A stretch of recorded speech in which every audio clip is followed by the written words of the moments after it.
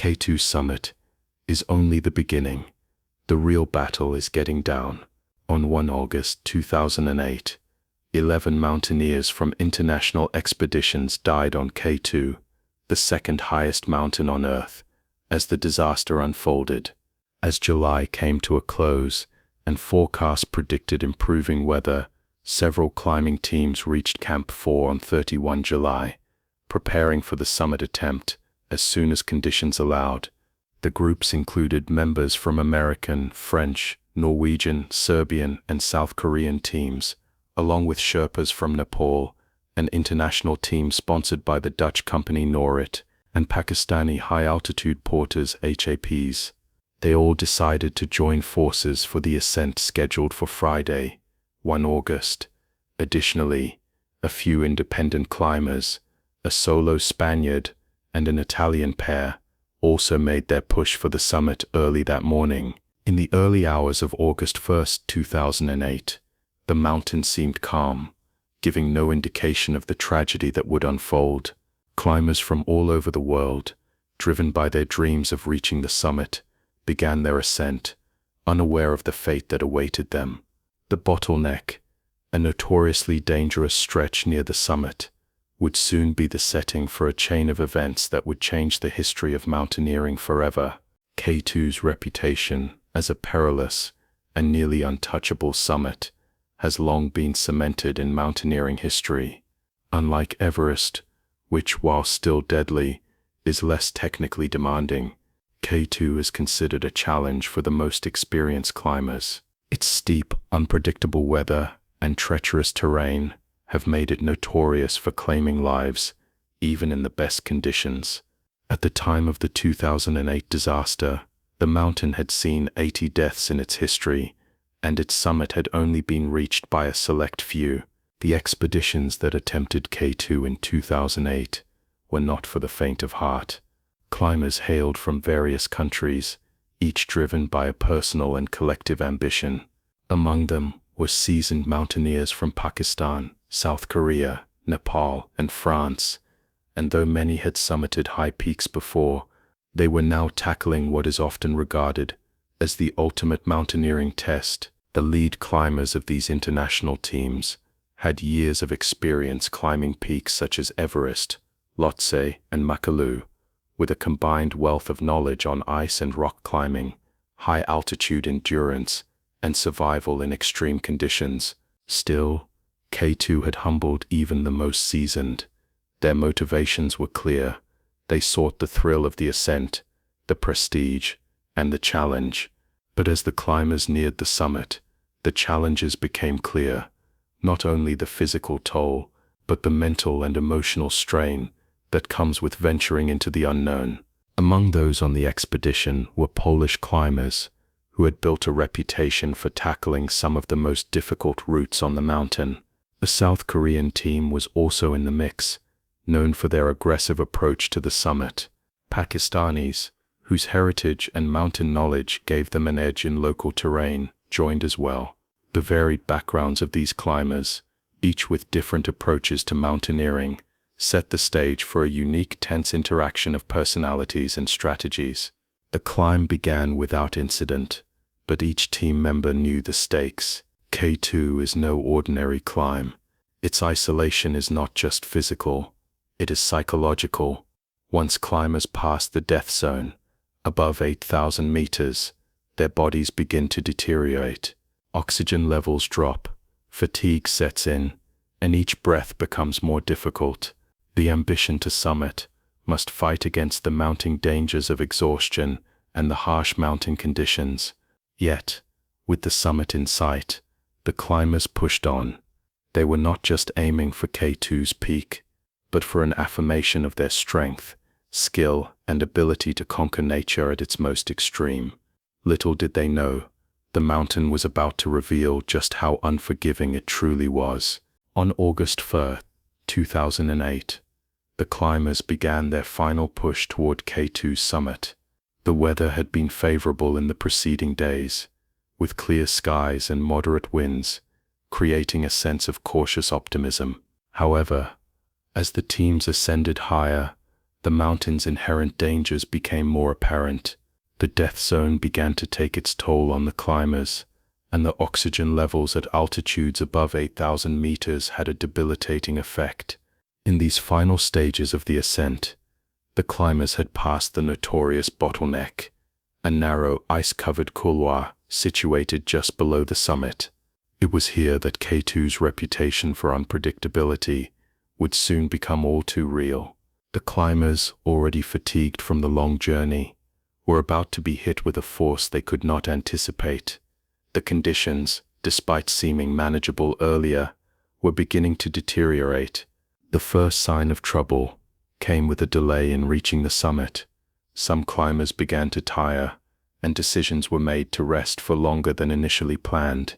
The psychological pressure started to mount. For those who had never summited K2, this was an unnerving experience. The summit was within sight, but climbers had already spent days in the harsh environment, and the critical window of time for safe ascent and descent was closing. At around 4 p.m. local time, the decision to push forward despite worsening conditions was made. A heavy snowstorm was expected to roll in, but there was still hope of summiting before the full force of the storm arrived. The climbers began to experience the subtle but undeniable signs of physical exhaustion. The summit was tantalizingly close, but the air was thin, the cold biting, and the fatigue overwhelming. Then came the moment that would mark the point of no return. The ice avalanche.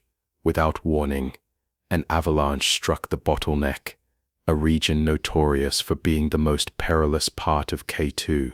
The avalanche severed vital rope lines and forced climbers into disarray. At this critical point, isolation was no longer a choice but a reality. The climb that had once been a collective effort had suddenly turned into a chaotic struggle for survival, with the path forward now blocked and the descent seemingly impossible. This was the moment when the expedition transitioned from a summit attempt to a desperate fight against the mountain itself. The climbers, already on the edge of their physical limits, were now faced with their greatest challenge. The dangerous descent would now be the only way down, but the path was no longer safe, and the clock was ticking. The avalanche that struck the Bottleneck on August 4th, 2008, was a devastating blow to the climbers' already fragile situation.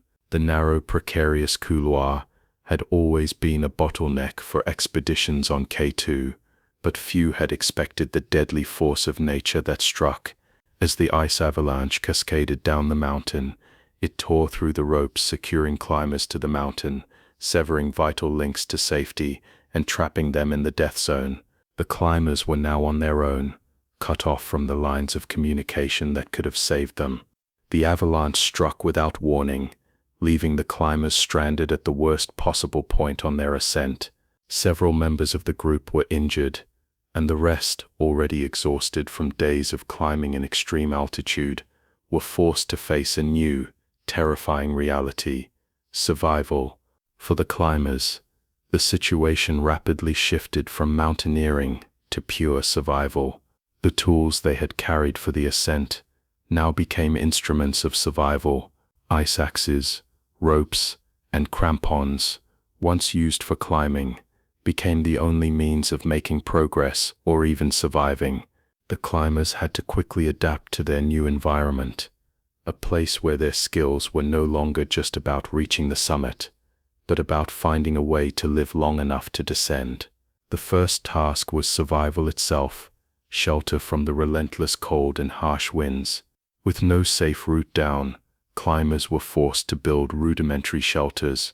They found any protection they could, using the surrounding rocks, ice, and snow to shield themselves.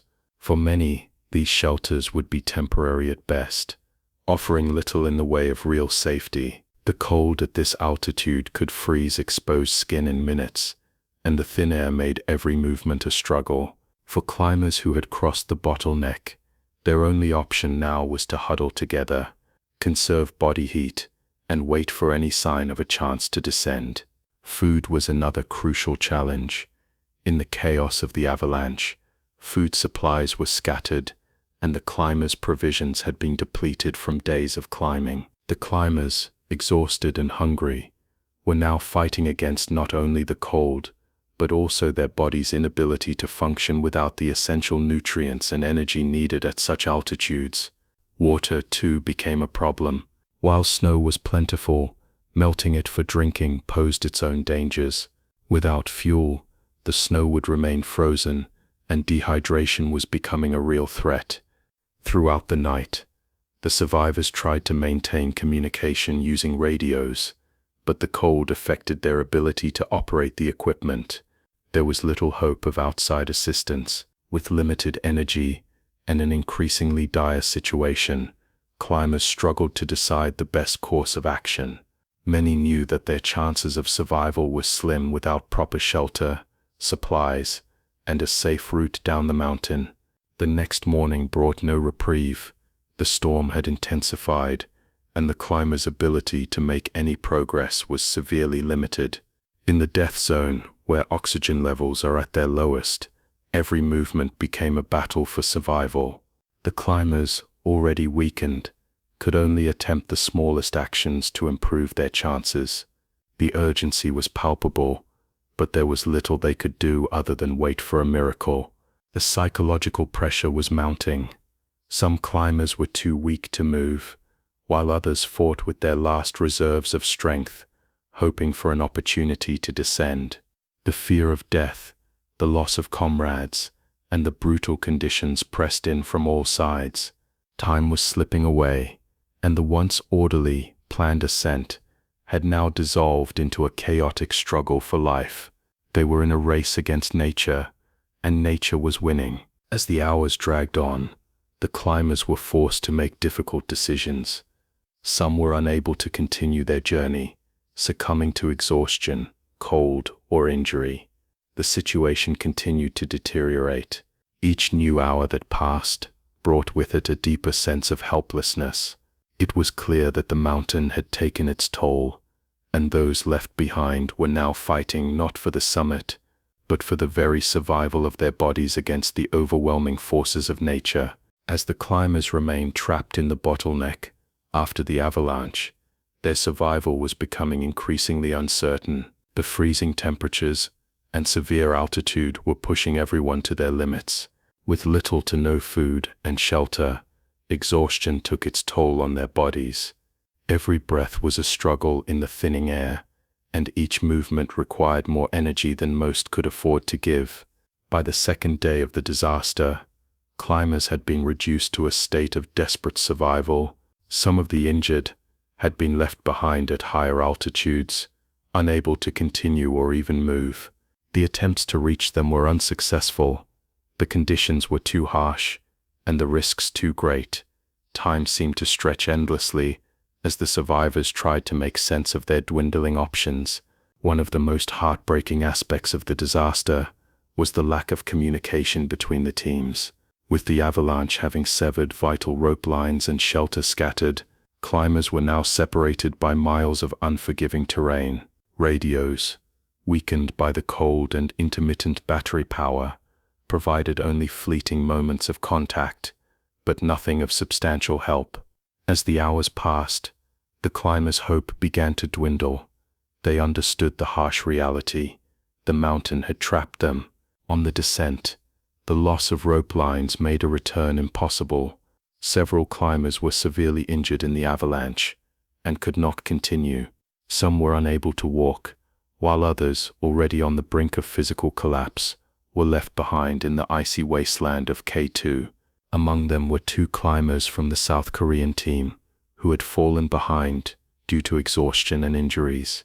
They, like many others, were now facing death with no real chance of rescue.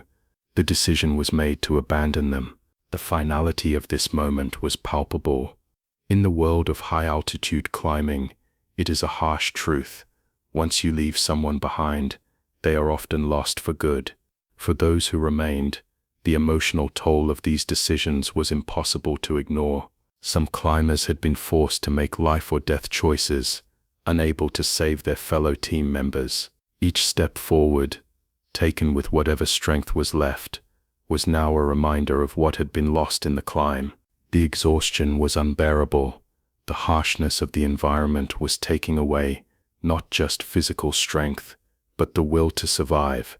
Every climber knew the risk of staying out in the elements for too long. With the storm intensifying and the freezing cold now crippling even the strongest among them, the fight to stay alive seemed impossible. The mental toll of being so close to the summit and yet unable to ascend or descend was one of the most agonizing aspects of the disaster. Time seemed to stretch and collapse in equal measure, and with each passing hour, the climbers' options dwindled. On the third day, more climbers began to succumb to the elements. Hypothermia, exhaustion, and the effects of extreme altitude began to claim their lives one by one. The body, deprived of food and oxygen, becomes incapable of continuing. Some fell unconscious and never woke up, while others, in their final moments, became disoriented, unaware of the danger that loomed. The storm that had battered them relentlessly continued to rage on, burying the climbers in its icy grip. For those who remained, there was little to do but wait. The hope of rescue had faded, and survival had become a matter of sheer willpower. There was no escape from the death zone now. What had been a routine summit attempt for the climbers had turned into a tragic survival ordeal.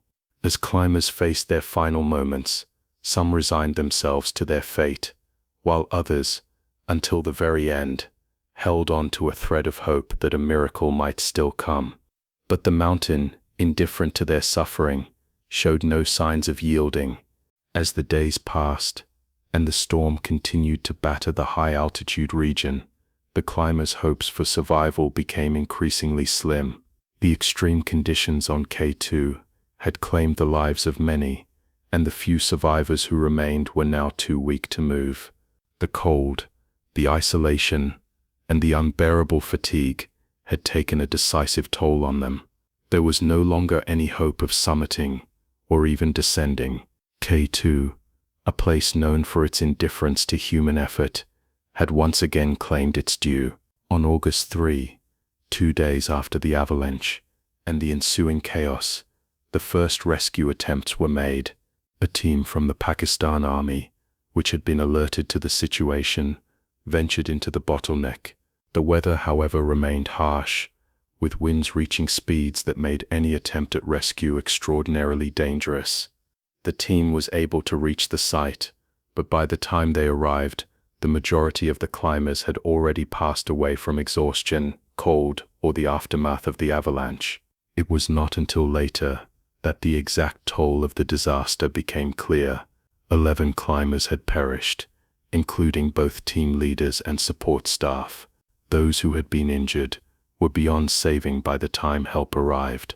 The bodies of the climbers, some of whom had been left behind due to their critical injuries, were recovered, but there would be no chance of reuniting them with their teams. It was a devastating blow, not just to the families of the victims, but also to the mountaineering community, which had watched as one of the most tragic incidents in K2 history unfolded. Among the survivors, there were no celebrations or relief. Those who made it back were physically broken, their minds scarred by the horrors they had witnessed and the choices they had been forced to make. They would return home, but they would carry with them the memories of the friends and colleagues lost in the Bottleneck, and the haunting realization that the mountain had claimed far more than just their physical strength. The aftermath of the K2 disaster was a moment of reckoning for the mountaineering community. Questions arose about the safety of high-altitude expeditions, the risks of attempting K2, and the protocols in place for emergency rescues. It became clear that the mountain was a beast unlike any other, and even the most experienced climbers were not immune to its relentless, unforgiving nature. While rescue teams did manage to recover some of the climbers' bodies, there was no joyous conclusion to the story. No climber could return to the summit. K2 had claimed their lives, and the mountain remained as enigmatic and hostile as ever. For the families of the victims, the loss was a reminder of the high cost of ambition and the dangerous allure of one of the world's most extreme challenges. The K2 disaster of 2008 remains a poignant chapter in the history of high-altitude mountaineering, a tragic reminder of the perilous nature of human ambition when confronted with the brutal power of nature. For those who survived, and for the families of the fallen, the event is a constant presence, a weight that will never fully lift. The expedition had begun with the promise of achievement, the dream of reaching the summit of the world's second highest peak, but it ended in tragedy, with the lives of 11 climbers claimed by the mountain. In the aftermath, the disaster raised profound questions about the ethics and reality of mountaineering. What does it mean to pursue such a goal, knowing that the risks of failure, even death, are so high?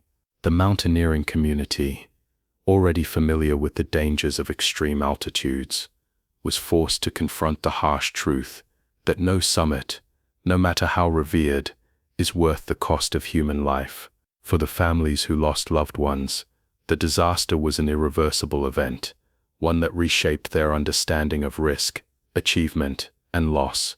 The lessons of the 2008 K2 disaster go beyond mountaineering. It stands as a stark reminder of the limits of human endurance, the fragility of life, and the unpredictability of nature. K2, in its majestic and imposing silence, has claimed many before, and it will undoubtedly claim more. Yet, in its power to destroy, it also reveals the resilience of those who attempt the climb. For every climber lost, there are those who survive and continue the journey, not for the glory of the summit, but for the simple will to endure. As the years pass, the names of the fallen climbers are remembered, not as statistics or casualties, but as individuals who gave everything to climb the world's most unforgiving mountain.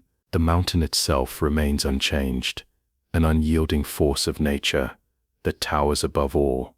It is the climbers who come and go, drawn to its peak by dreams of glory, but K2 endures, ever silent, ever distant. In the end, the 2008 tragedy teaches a quiet lesson. Survival is not defined by reaching the summit, but by understanding the true cost of the climb. K2, in all its majesty, remains indifferent to human ambition, a place where the line between triumph and disaster is razor thin, and where nature's power forever shapes the fate of those who dare to ascend.